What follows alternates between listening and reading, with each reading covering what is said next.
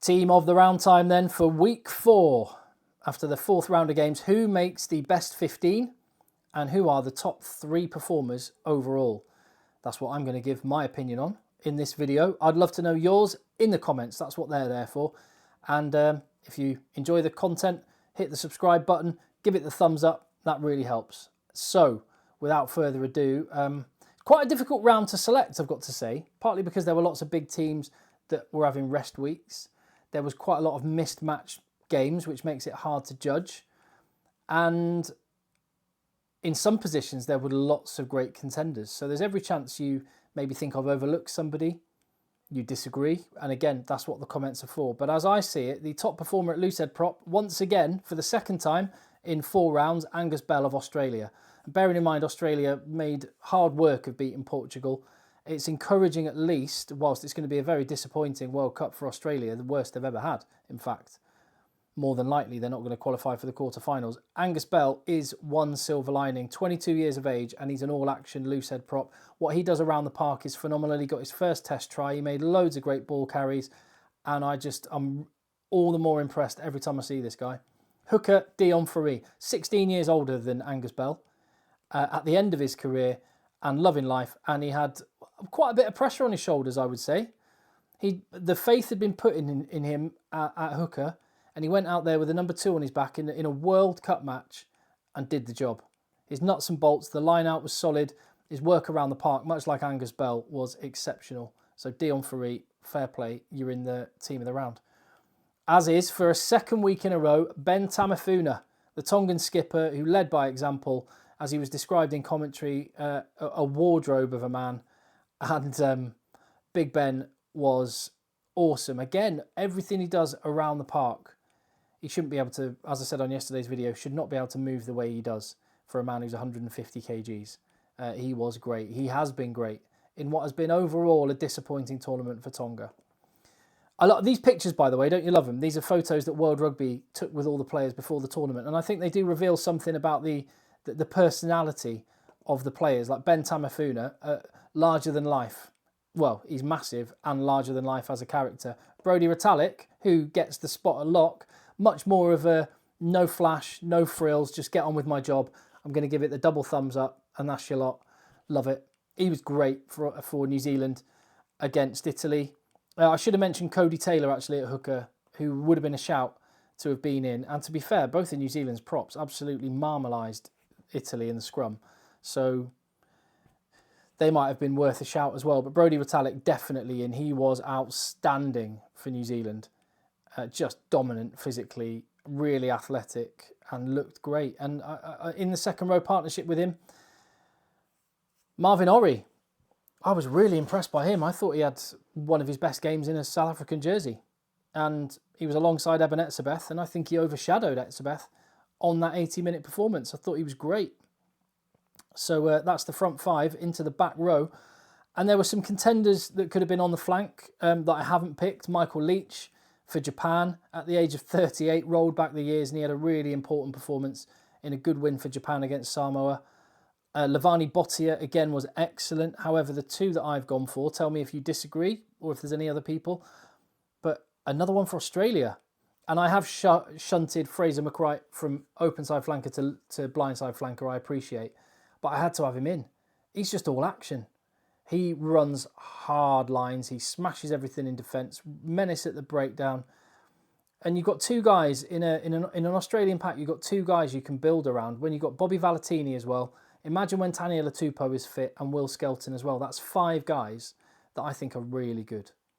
That's something you can build on. Nick Frost has been decent in second row as well. So all is not lost for Australia. It is in this World Cup, pretty much. Fiji are going to get the point they need, I'm sure, against Portugal. But for the future, maybe it's not as bad as all that. And then in the back row with Fraser Macrite, someone else who was all action, Hamish Watson for Scotland. So good to see him in a Scotland jersey again. He fell out of favour. He was the first name on the team sheet a couple of years ago. He was the player of the Six Nations a couple of years back.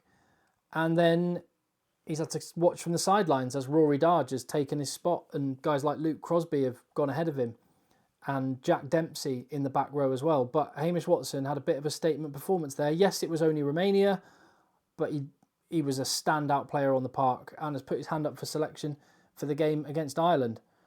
Number 8 then, and I've gone for Ardie Savia, who was exceptional. I like him as the skipper for New Zealand as well. That's no disrespect to Sam Cane, but I do like Ardie Savia as a leader. And he's one of those guys that just when he gets the ball, things happen and you get excited. And I was lucky enough to be in that stadium to see New Zealand's massacre of Italy, and Ardie Savia was world class. Albeit it's hard to judge when the opposition are so poor as they were. But there you go. Bill Matter for Fiji deserves a mention as well. And I'll tell you what, if Quagga Smith plays the way he plays in 20-25 minutes of that match against Tonga, if he'd have started and played like that, he'd have been in, no question. He did so much work in the short amount of time he's in. Because he was only on for a short amount of time, those are my back rowers. That's the forwards. Tell me if you disagree with any of those, anyone I've missed, leave it in the comments. And let's move on to the back line, where it's another New Zealander, Aaron Smith. He was fantastic. I would also have to mention Cobus Reinach was brilliant for South Africa, and I think has cemented that he is the number 2 scrum half in that squad. Santiago Arata for Uruguay scored a brilliant try, and he was great again, delivering on all the excitement and all the promise of him, and his team have done brilliantly. But Aaron Smith, first half hat-trick, live wire, he was brilliant. So his half-back partner, this one I found difficult to pick. A slight little bit of, I might be a bit soft in my selection here, but I went with Nicolas Sanchez, who, look, he's going, please give me a chance to play 10 for Argentina. I promise I'll do better than Santi Carreras. And he did. He was excellent on his 100th test match as well. Nicolas Sanchez was great. I did very much think about Handré Pollard, who, I mean, for a first game back, that was pretty amazing, to be honest, having been out for so long. And he's only played 40 minutes of a not even Premiership, it's a Premiership Cup against a low-rank opposition. So, I mean, for Handré Pollard to come in on the international stage and do what he did was really good. But because he got taken off after 50 minutes and Nicolas Sanchez played 77 minutes and it was his 100th test and he scored a great try, I've gone for Sanchez. Ben Healy, I thought, was decent for Scotland as well. And as we move into the back line, let's go for the left wing. Darcy Graham for Scotland. Again, always hard to judge when you're up against poor opposition, but he looked maybe the best player on the pitch. That try he scored where he just was hovering behind the fly half, nipped up on his outside and just gassed it in, was ace. And you feel if Scotland have a chance... Oh, I've given away who's next. If Scotland are going to have a chance against Ireland, then Darcy Graham, I think, is the man that they've got to go for and just try and throw caution to the wind, roll the dice as a team. We'll see. Should be fun this weekend. Yes, Andre Esterhazn. He was ace. And you know, if you've been watching this channel for any length of time, what a fan I am of this guy. Partly because I watch him in the Premiership a lot, so I see a lot more of him. I know what he's capable of. But he's delivering in a South African jersey every opportunity he gets. And there's an argument, maybe, to have a centre pairing of Andre Esterhazn and Damien Dialende and move one of them out. Probably Dialende out to 13. Although Jesse Creel does, he has been really good as well. And you keep forgetting there's no Lukhanyo Am. And Lukhanyo Am was the best player in his position in the world a year ago. So they've got options. And I really, really enjoyed Andre Esterhazen's big physical presence in the midfield for South Africa. And again, much like with the flanks, I've juggled things around. I could have gone outside centre Nyathalevu for Fiji, scored a really important try, got his team out of jail a little bit. It's nice that Bundiaki's not playing this week, so he's giving someone else a chance.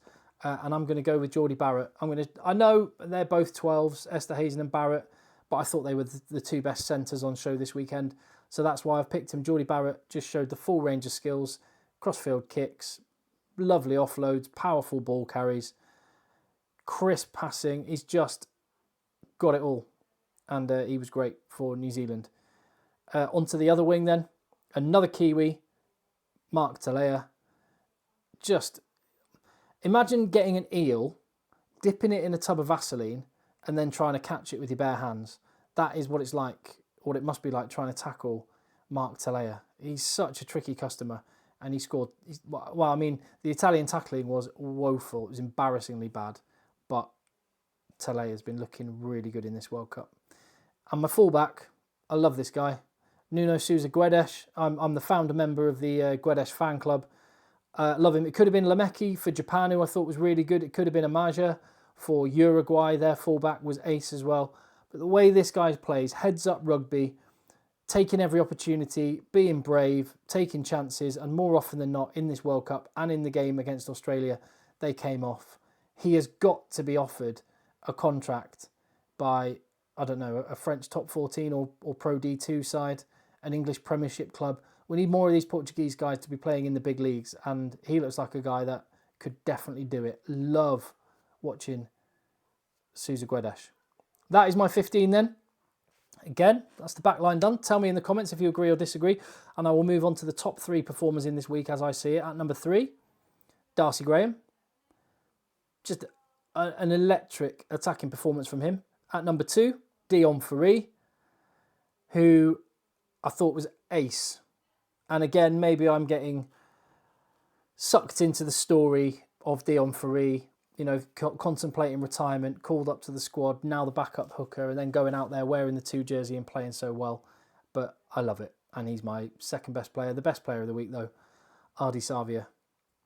I'm looking forward. Well, we'll wait and see what the New Zealand team is, but I hope I get to see him again during this World Cup, because he's a guy I love watching play. He is box office. And for my money, he was the best player on any team this weekend. Tell me if you disagree or agree. Hit subscribe. See you on the next video. Thank you very much for your support. Cheers for watching.